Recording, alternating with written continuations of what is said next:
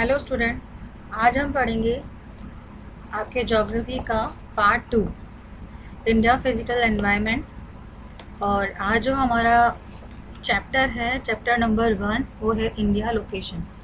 India की location के बारे में। और इसमें जो हम टॉपिक कवर करेंगे वो है location of India, size and extent, India's place in the world, India and it's neighbours, political division of India. तो ये हमारे टॉपिक हैं जिसको हम इस चैप्टर के अंदर कवर करेंगे। जैसा कि आप लोगों ने मैप, इंडिया के मैप के अंदर देखा होगा प्रीवियस क्लासेस के अंदर इंडिया के मैप को, तो उसमें आपने देखा होगा कि जो सदर्न मोस्ट और नॉर्दर्न मोस्ट लैटिट्यूड्स हैं and the eastern most and western most longitudes हैं, ये इंडिया का मैप है।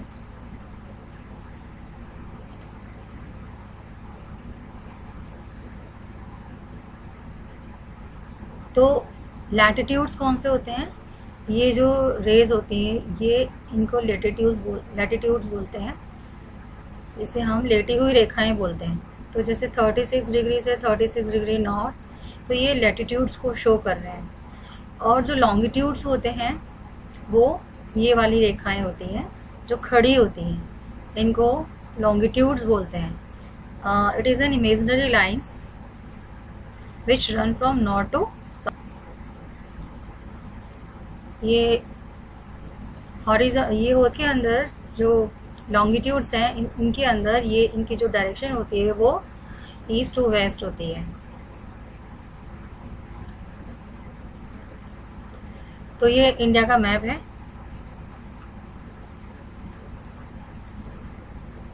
The main land of India extend from, और जो मेन लैंड है इंडिया का वो एक्सटेंड है Kashmir in north and Kanyakumari in south. अगर आप ये मैप देखेंगे तो आप इसमें देखेंगे नॉर्थ,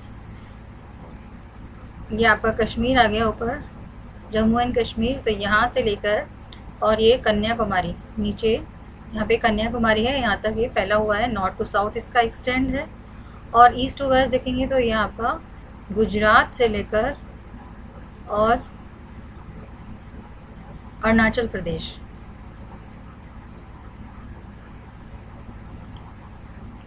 अरुणाचल प्रदेश ईस्ट की तरफ है और गुजरात वेस्ट की तरफ है। तो मैप के अंदर ईस्ट वेस्ट का तो आपको ध्यान होना चाहिए। इसको हम बोलते हैं ऊपर टॉप नॉर्थ, और टॉप पे नॉर्थ होता है, नीचे साउथ में आप, ये नीचे बॉटम में आपका साउथ होता है, ये आपका साउथ है, आपका वेस्ट है, गुजरात वेस्ट की तरफ आता है, और ये ईस्ट है, अरुणाचल प्रदेश ये ईस्ट है। तो डायरेक्शन का हमेशा ध्यान रखिएगा।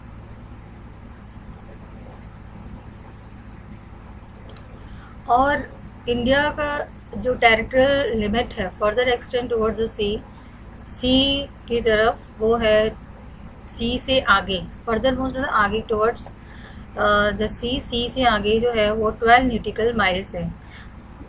न्यूटिकल माइल्स मतलब होता है 21.9 किलोमीटर। लेकिन जो सी से आगे का जो मेजरमेंट है उसको हम न्यूटिकल माइल्स के अंदर करते हैं, फ्रॉम द कोस्ट से। ये इन्होंने मेजरमेंट दे दिया है, कन्वर्जन दे दिया है। स्टेट्यू माइल मतलब 1 माइल, 1 माइल के अंदर 63,360 इंचेस होते हैं। न्यूटिकल माइल्स के अंदर 72,960 इंचेस होते हैं। 1 स्टेट्यू माइल के अंदर अबाउट 1.6 किलोमीटर यानी कि 1584 किलोमीटर्स होते हैं। और 1 नॉटिकल माइल्स के अंदर अबाउट 1.8 किलोमीटर, या हम इसको कह सकते हैं कि 1.852 किलोमीटर्स होते हैं। तो ये मेजरमेंट्स हैं, इनका कन्वर्जन बताया है इसमें। आर सदर्न बाउंड्री, जो हमारी सदर्न बाउंड्री है ये एक्सटेंड है north latitude in Bay of Bengal.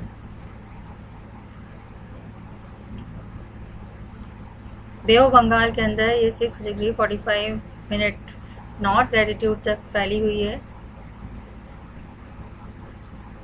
If you work, अगर मान लीजिए अगर आप लैटिट्यूडनल और लॉन्गिट्यूडनल एक्सटेंड के रूप में अगर इंडिया का एक्सटेंड देखना चाहते हैं तो दे आर रफली अबाउट 30 डिग्री, इनके अंदर 30 डिग्री तक है। Where is the actual distance अगर आप मेज़र करेंगे तो वो नॉर्थ टू साउथ ये 3214 किलोमीटर है, और ईस्ट टू वेस्ट जो है वो 2933 किलोमीटर है। तो ये दिखा दिया नॉर्थ टू साउथ, ये आपका नॉर्थ से लेके और साउथ तक एक्सटेंड, और यहाँ पर ईस्ट से लेकर और वेस्ट तक extend.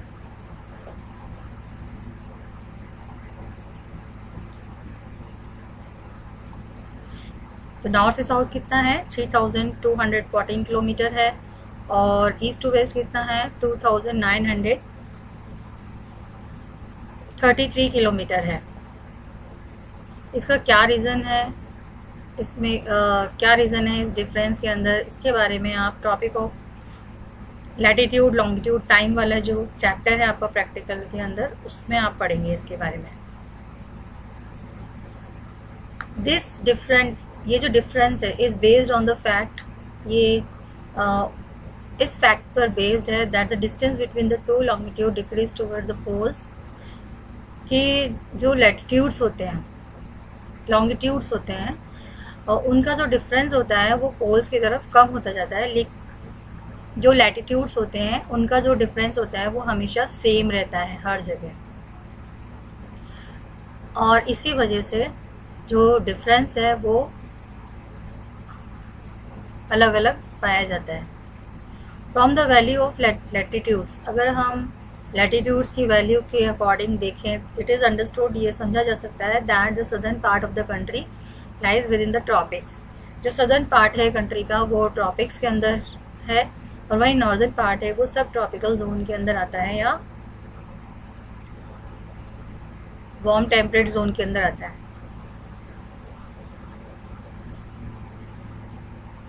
This location is responsible for a large variation, और ये जो लोकेशन है वो रिस्पॉन्सिबल है लार्ज वेरिएशन के लिए इन land form, climate, soil type, natural vegetation in the country. तो ये लोकेशन ही रिस्पॉन्सिबल है जो बहुत ज़्यादा वेरिएशन पाया जाता है लैंड फॉर्म्स, क्लाइमेट, सॉइल के टाइप्स के अंदर या नेचुरल वेजिटेशन के अंदर। Now let us observe to longitudinal extent. अब हम देखते हैं लॉन्गिट्यूडनल एक्सटेंट के बारे में and its implications on the Indian people, कि इंडियन पीपल पर उसका क्या असर पड़ता है। From the value of longitudes की वैल्यू के according it is quite discernible that there is a variation of nearly 30 degree, की जो वेरिएशन पाया जाता है वो लगभग 30 डिग्री के पास होता है, which cause the time difference, जिसकी वजह से जो टाइम डिफरेंस है वो होता है of nearly 2 hours between the eastern most and the western most part of the country. इसका मतलब ये हुआ कि जैसे मान लीजिए अगर सनराइज हो रहा है ईस्ट में, यहाँ अरुणाचल प्रदेश की तरफ, और जो सन, तो यहाँ पर अगर सनराइज पहले जो किरण पड़ेगी यहाँ पर, वो मान लीजिए अगर सुबह 4 o'clock पड़ती है, तो जो सनरेज है जब ये गुजरात की तरफ आएगी यहाँ से लेके यहाँ तक, तो उसको आने में 2 hours लग जाते हैं। 2 hours कैसे लग जाते हैं कि भाई हर डिग्री पर 4 मिनट होता है, तो अगर आप कैलकुलेट करेंगे 4 मिनट्स को, तो ये आपका पूरा कितना हो जाएगा 2 hours, यानी कि 4 को अगर आप 60 से मल्टीप्लाई करेंगे कितने मिनट लगेंगे 240 मिनट्स।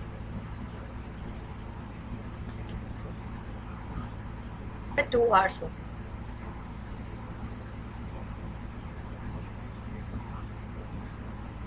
और आप लोग इंडियन स्टैंडर्ड टाइम से तो फैमिलियर होंगे, और आपको ये पता है कि क्या यूज़ है इंडियन स्टैंडर्ड मेरिडियन का। जब सन राइज होता है नॉर्थ ईस्टर्न स्टेट से अबाउट 2 hours अर्लियर, 2 घंटे पहले, as compared to Jaisalmer, to watch in the Dibrugarh, Imphal in the east and the Jaisalmer, Bhopal and Chennai in other parts of India show the same time. ये same time बताते हैं, इसमें बोला है कैसे होता है ये, तो वो होता है आपका जो ये मेरिडियन टाइम लेते हैं, इंडियन मेरिडियन स्टैंडर्ड टाइम लेते हैं, उसके अकॉर्डिंग मोस्टली क्या होता है कि लगभग सभी कंट्रीज़ के अंदर वर्ल्ड की जो स्टैंडर्ड टाइम है उसको सेलेक्ट किया जाता है in multiple of 7 degree 30 minutes के ऑफ लॉन्गिट्यूडनल बेस पर, और इसी वजह से 82.5 degree east has been selected, इसको सेलेक्ट किया गया standard meridian time of India.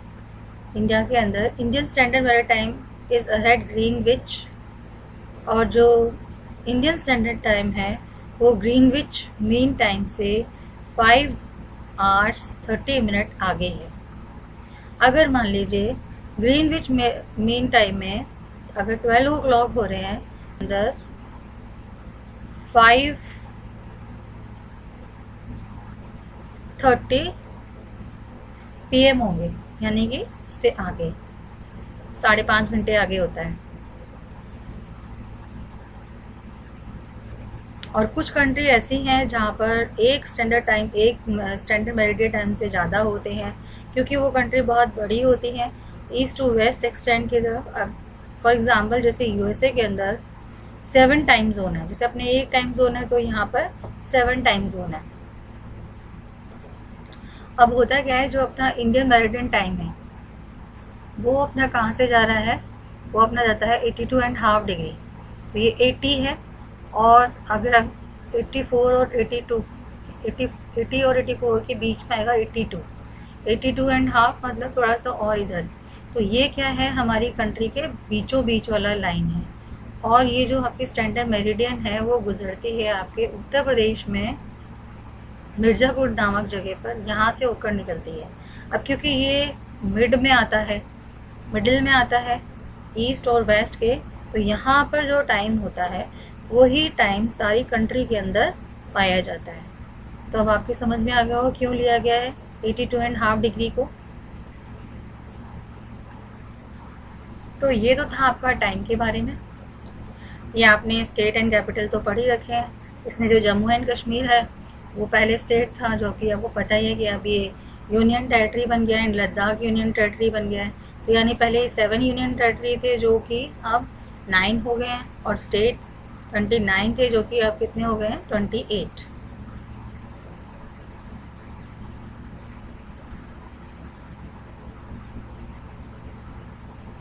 Location of India in the eastern world map, eastern world map के अंदर इंडिया की लोकेशन इसमें शो की गई है।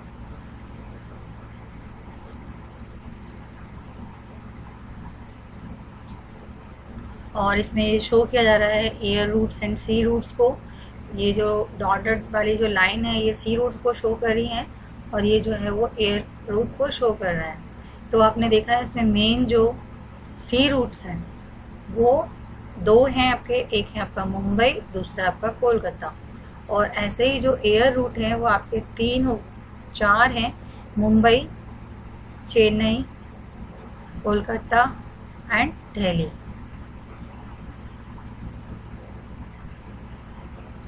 तो ये इसने बताया कि वेस्टर्न सी रूट से ज़्यादातर वेस्टर्न कंट्रीज़ की तरफ जाया जाता है, और पहले बहुत लंबा रास्ता इनको घूम के जाना पड़ता था, लेकिन ये यहाँ से रेड सी के थ्रू ये लोग जाते हैं, रेड सी फिर सुएज कैनल से होते हुए आगे एंटर कर जाते हैं। तो इसमें आपको याद करने वाली जो चीज़ें कौन कौन सी सी कहाँ पर है वो देख लीजिए, गल्फ कहाँ पर है उसको देख लीजिए। एग्ज़ाम में आपसे पूछा जाता है कि बताइए स्विस कैनल कहाँ पर है, रेड सी और स्विस कैनल, तो ये आप इसमें शो कर सकते हैं। कैस्पियन सी ये है आपकी, ब्लैक सी ये है Turkey era. With its area, India का जो टोटल एरिया है वो है 3.28 मिलियन स्क्वायर किलोमीटर, जो कि वर्ल्ड का 2.4% है। और इंडिया जो है वो 7th लार्जेस्ट कंट्री है वर्ल्ड की। और आपको नाम पता ही कौन कौन से आ जाएंगे इसमें। 7th लार्जेस्ट है, सबसे बड़ी कंट्री कौन सी है।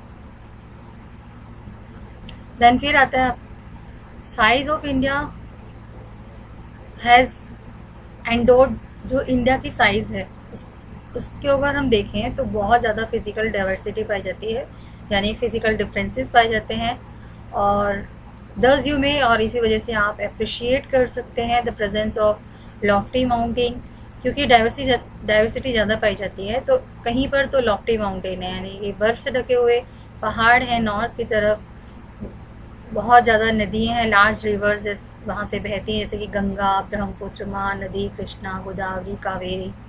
कावेरी साउथ वाली नदी है, गोदावरी साउथ की है, कृष्णा और महानदी, ये चारों नदियाँ जो हैं वो साउथ की हैं। गंगा ब्रह्मपुत्र जो है और यमुना नदी है, ये नॉर्थ की नदियाँ हैं। और ग्रीन फॉरेस्ट हैं हिली रीजन्स के अंदर, नॉर्थ ईस्ट में और साउथ इंडिया के अंदर। और द वास्ट सैंडी एक्सपेंस, और सैंडी एक्सपेंस है मरुस्थली जिसको हम बोलते हैं, वो अपने राजस्थान डेजर्ट एरिया के अंदर आ जाता है। और वहीं अगर आप देखेंगे तो नॉर्थ में जो हिमालय है वो बाउंड करता है हमारी कंट्री को। हिंदू कुश एंड सुलेमान रेंजेस हैं नॉर्थ वेस्ट की तरफ से, नॉर्थ वेस्ट में, एंड पूर्वांचल हिल्स हैं नॉर्थ ईस्टर्न की तरफ, नॉर्थ ईस्ट की तरफ। और अगर हम साउथ में जाएं तो बहुत बड़ा एक्सपेंस है इंडियन ओशन का। It is form a great geographic entity, और ये जियोग्राफिक एंटिटी बनाता है एज इंडियन सब कॉन्टिनेंट, इंडियन सब कॉन्टिनेंट का, यानी कि ये इंडियन सब कॉन्टिनेंट मतलब होता है कॉन्टिनेंट का एक छोटा हिस्सा जो एक कॉन्टिनेंट के जैसा ही होता है। तो इंडिया जो है वो एक सब कॉन्टिनेंट है, क्योंकि चारों ओर से घिरे हुए हैं इसमें। और इसके अंदर जो कंट्रीज इंक्लूड होती हैं वो पाकिस्तान, नेपाल, भूटान, बांग्लादेश एंड इंडिया है। Himalaya together with other ranges, जो हिमालय है और कुछ जो अदर रेंजेस हैं वो मिलकर एक फिजिकल बैरियर बना देते हैं। कुछ जगह को छोड़कर माउंटेन्स के अंदर कुछ जगह होती है जिसे हम पासेस बोलते हैं, जैसे कि खेबर, द खेबर एंड द बोलन and the Shipki La and the Nathula and Bomdila, ये कुछ पासेस हैं जहाँ से एंटर कर सकते हैं, वरना माउंटेन्स की वजह से कोई एंटर नहीं कर सकता है। It was difficult to cross it, और बहुत ही मुश्किल होता है कि उनको क्रॉस करके यहाँ आना। It has contributed toward the evolving of unique regional identity, और ये कंट्रीब्यूट करते हैं बिल्कुल यूनिक आइडेंटिटी बनाने में हमारी कंट्री की, इंडियन सब कॉन्टिनेंट की।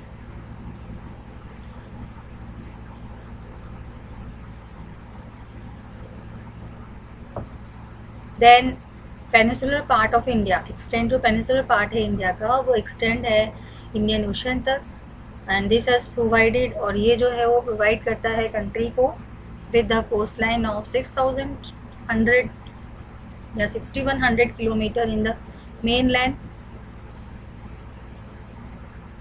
And 7517 kilometre in the entire geographical coast of the mainland plus the island group. Andaman and Nicobar located in the Bay of Bengal, और अंडमान एंड निकोबार है वो लोकेटेड है बे ऑफ बंगाल के अंदर। वहीं लक्षद्वीप जो है वो अरेबियन सी के अंदर है। और इसीलिए जो इंडिया है इसके अंदर फिजिकल डाइवर्सिटीज़ पाई जाती हैं और अलग अलग रिसोर्सेज पाए जाते हैं डाइवर्सिटीज़ की वजह से। इंडिया और उसके नेबरिंग कंट्री के बारे में इसमें बताया गया है कि इंडिया जो है वो साउथ सेंट्रल पार्ट है कॉन्टिनेंट एशिया का, साउथ की तरफ आ रहा है ये और बीच की तरफ है। And Indian oceans and its two arms, इसके इंडियन ओशन और उसके दो आर्म्स, यानी कि जो कि बे ऑफ बंगाल और अरेबियन सी बनाते हैं, यानी 3 साइड से पानी से घिरा हुआ है। And the maritime location of the peninsular India, और ये लोकेशन बनाते हैं पेनिसुलर इंडिया के, has provided link its neighbouring regions, और ये जुड़े हुए हैं अपने नेबरिंग रीजन से थ्रू सी, समुद्र के थ्रू एंड एयर रूट्स के through. So Sri Lanka, Maldives and 2 islands countries located in the Indian Ocean, ये इंडियन ओशन के अंदर लोकेटेड है, विच आर ये हमारे नेबर्स हैं। Sri Lanka is separated from India, जो श्रीलंका है वो इंडिया से सेपरेट हो रहा है गल्फ ऑफ मन्नार और पलक स्ट्रेट के थ्रू। ये अपना चैप्टर था, पूरा कंप्लीट हो गया। एग्जाम्पल लेने तो ये था आपका चैप्टर 1 जिसमें आपने लोकेशन के बारे में पढ़ा था। तो ये आपका चैप्टर कंप्लीट हो गया। अब मैं आपको इसमें बताना चाहती हूँ कि ये है ये गल्फ ऑफ मन्नार, ये बीच में जो छोटा सा टुकड़ा कटा हुआ है इसको गल्फ ऑफ मन्नार कहते हैं। और ये पलक स्ट्रेट है जो इंडिया से श्रीलंका को जोड़ती है। तो आज जो मैंने पढ़ा है उसको आप पढ़ना, और कोई चीज़ समझ नहीं आती है तो आप मुझसे पूछ सकते हैं या इस पे कमेंट बॉक्स पे आप लिख सकते हैं। और आपको कैसा लगा वीडियो वो बताना मुझे, और जिसने भी देखा है वो लाइक ज़रूर करना है इसको।